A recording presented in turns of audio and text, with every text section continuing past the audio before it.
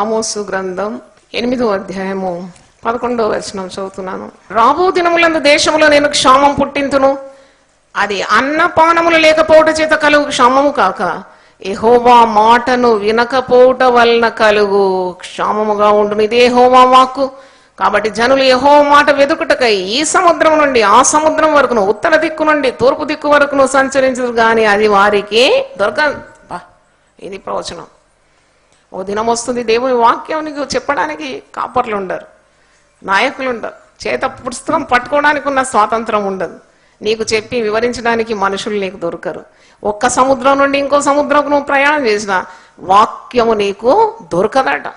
అంటే ఇక మీద వచ్చే కరువు ధాన్యం కొరకున్న కరువు కాదట. దేని కొరకు కరువు రాబోతుంది? వాక్యం కొరకున్న కరువు రాకముందే దేవుని వాక్యం కంటపాఠంగా నేర్చుకొని హృదయంలో పదిలపరుచుకొని ఆ వాక్యం ద్వారా మనము జీవించాలి. నీ వాక్యము నన్ను బ్రతికించి ఉన్నది, శ్రమ దినమున నాకు నెమ్మది కలగజేసేది. దేవుని స్తోత్రం. హల్లెలూయా.